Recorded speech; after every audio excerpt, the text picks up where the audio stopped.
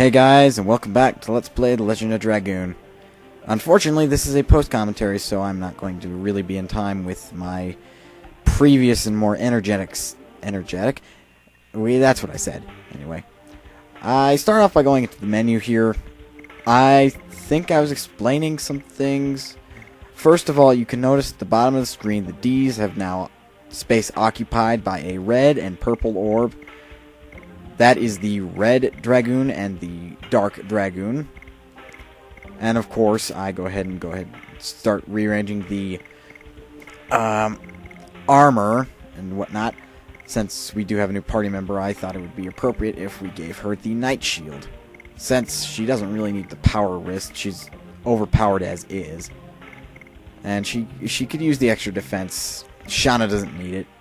So I just decide to give Shauna the War God's Amulet and give Rose the Night Shield. And I also explained that she only has one addition per usual, Whip Smack, which is very fast. I would expect you to miss it the first time, but it's like Double Slash and all that. Anyway, I'm going to go ahead and get out of Hoax.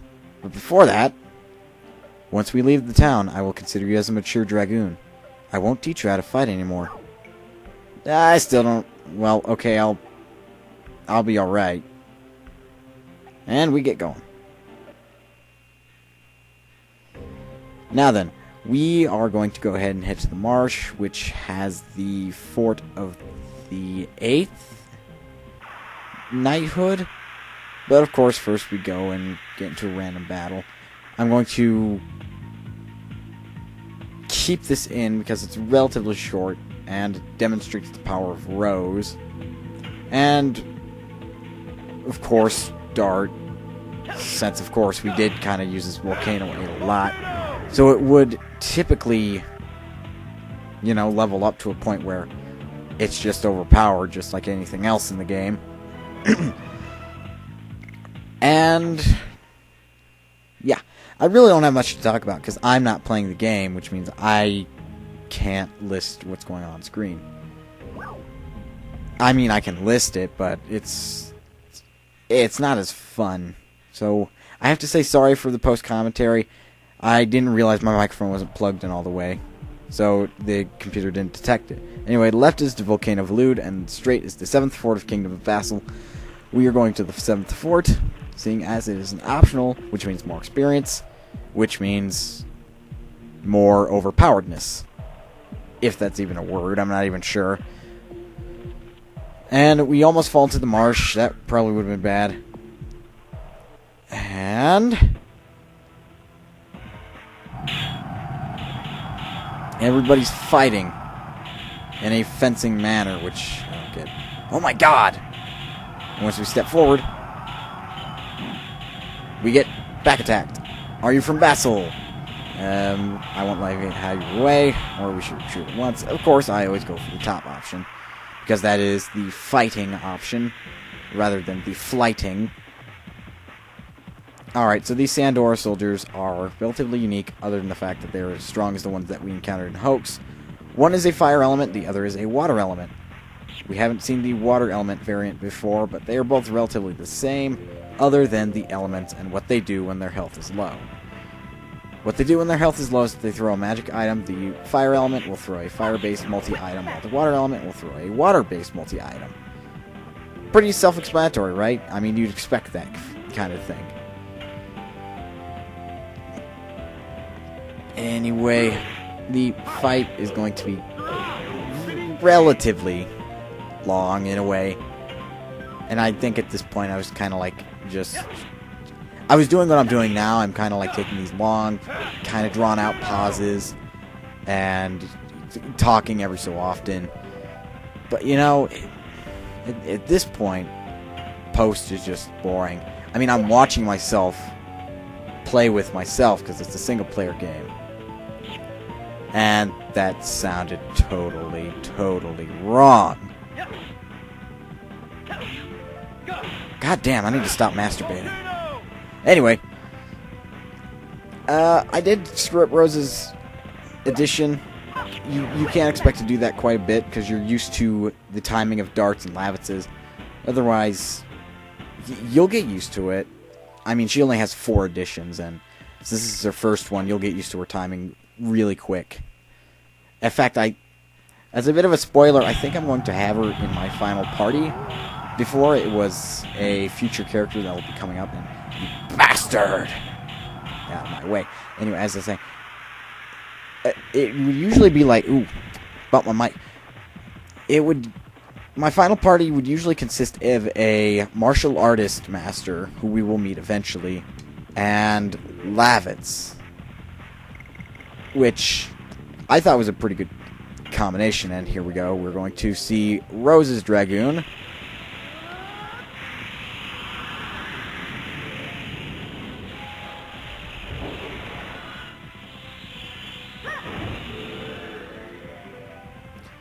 Shimmering darkness. I don't know how darkness would shimmer, but I guess that's how it'll look.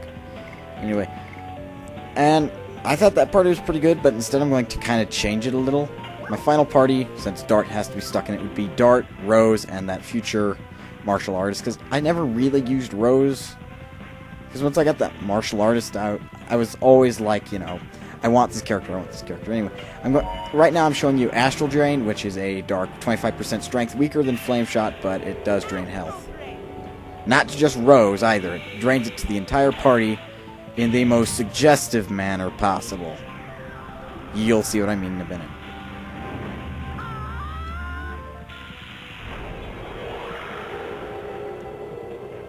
Look at me with a straight face and tell me that does not look suggestive at all. But if you will, please tell me it with at least a little bit of dignity and not make fun of Rose. I respect pretty much every female character and every female I've ever met in my life. So insulting her does nothing on either of our honors. Either manner of any way. The fights get relatively repetitive right now, but as I was saying, there are characters later that I don't really use. I mean, Shauna's one of the characters I don't use much. The reason being for this is that I just don't find her excellent in a way. To me, she's just this character who's got a bow and arrow and can't do additions. Heck, her Dragoon's not even that good. At least I think. If you get it up, she can heal your party members, she can attack with a light element, etc., etc. She gets relatively decent. But you know, I kind of like the Dragons that start off with attack magic. Besides, Rose can already heal party members with Astral Drain. It's not the strongest in the world, but it's something at least. And yeah. Anyway, back to what's going on screen. We have to do this another 3 times. This doesn't count, this battle right now. I'm counting the 2 that come up, and then one after it, which is a mini-boss fight. It's not really a boss fight. In fact, you will see that this boss gives no experience, honestly. I think having 3 Sandora soldiers would have been a lot better than just 2 Sandora soldiers of the same element, and then a commander, pretty much. And I don't know why that turn took so long. Was it like the AI having some trouble? I honestly don't know. And like an upcoming part, it's a bit of a spoiler. The game does go black screen, so I do have to work my way back to a certain point. It's not that bad, though. In fact, it didn't black screen ever again after that, and I've never seen it do that, really. So that was really just my first instance of it. You know, that fight was relatively short. And right now, Dart's Volcano is max level, which is why it's doing so much damage. And, okay, anyway, I'll get back to that. Sun Rhapsody is a item that restores MP. I take a very long time to explain it, but essentially, if you just think of Ethers, that's pretty much it. It restores, I want to say like 50 MP or 100. I'm not sure. I doubt it's 100. I'm betting it's like 10.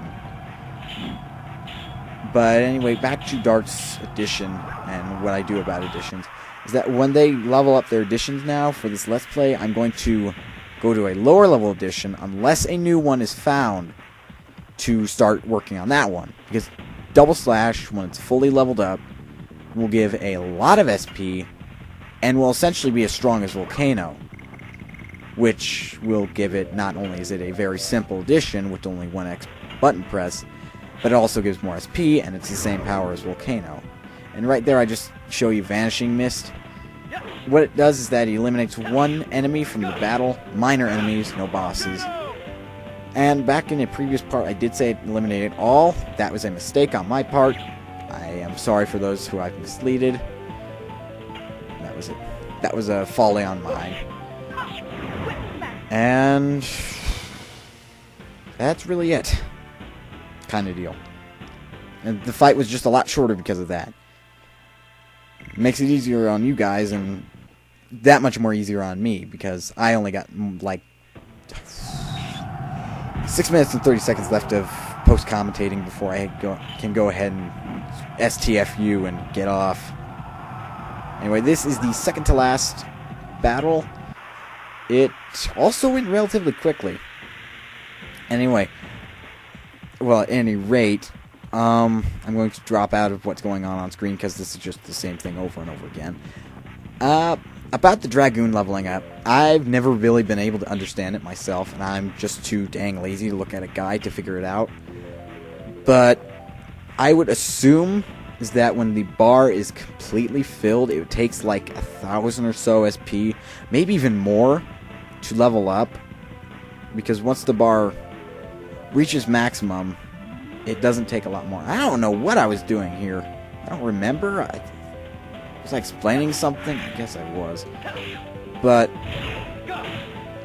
yeah, I think that's how Dragoon leveling up works, is that you use a full bar of spirit points, and you just keep attacking and attacking and attacking, and you can go ahead and level yourself up. The maximum Dragoon level, I will tell you now, is level 5. Once you reach that level, you have all Dragoon magic spells, you have the maximum amount of Dragoon MP, and everything. And that was the biggest screw-up I've ever seen, you know. And this is the example of the Sandor soldier using his magical item. If that was done on Dart, Dart would have taken extra damage, because, you know, remember the opposites. Fire and water repel each other. That kind of thing. I'm really just trying to scrounge for things to talk about right now. It's hard. Trust me. If you are a up-and-coming Let's Player like I am, this is something to avoid, post-commentating, because the first few parts of my first 2 Let's Plays, which would be Final Fantasy VII and Ratchet & Clank Up Your Arsenal, is that I post-commentate, which it's very hard to do, because you can't find anything to talk about unless what's going on screen. Anyway, this is a mini-boss fight, but it doesn't have any epic music. It's just 2 Sandor soldiers, fire element, with a commander. The commander is pretty much a big pushover. He only does single slashes. I thought he did double slash. Correct me if I'm wrong. He probably does, but, you know, he just didn't do it in my fight. So, this battle gets kind of drawn out because of the fact that there are 3 enemies to eliminate this time instead of 2, and both of them are fire elements, and one of them is a dark element. Of course, if we had Shauna with her Dragoon and, like, level 2, she could attack the dark element, and he would take a lot of damage from it, but, nah. Let me think.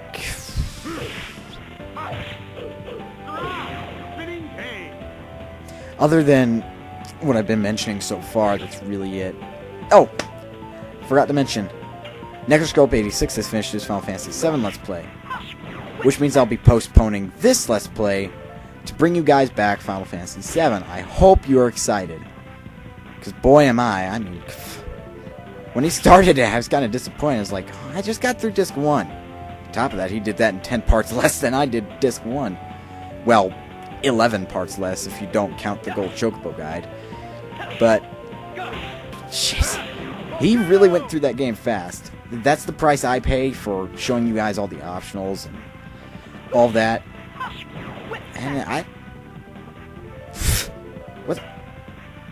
Well, I guess I was just focusing on the commander with Dart and Rose because they did the most damage, and I guess I don't know what I was doing there. But strategy-wise, I can understand Dart and Rose do the most damage, so attacking the commander to bring his health down is a wise idea while having Lavitz take out the Sandor soldiers.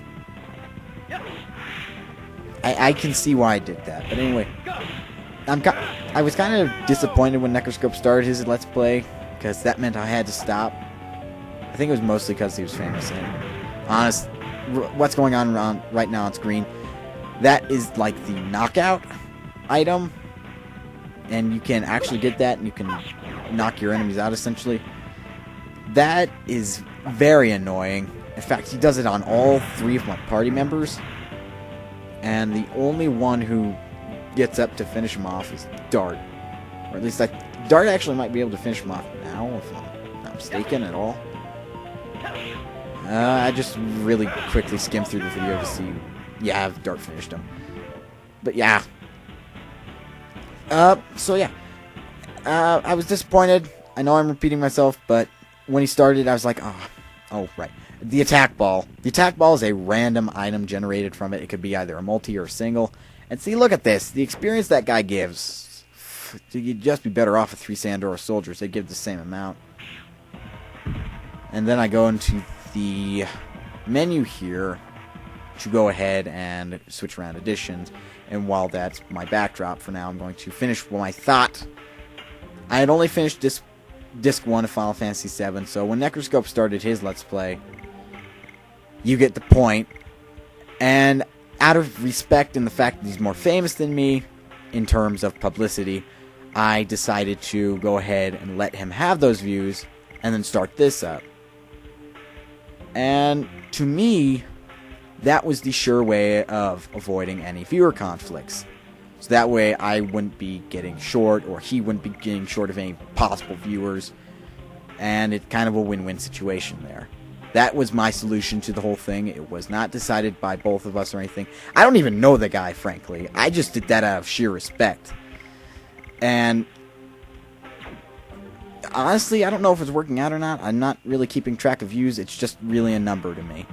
But anyway, this is pretty much the end of the part. So guys, please don't forget to rate, comment, subscribe. In the next part, you will get live commentary. So until then.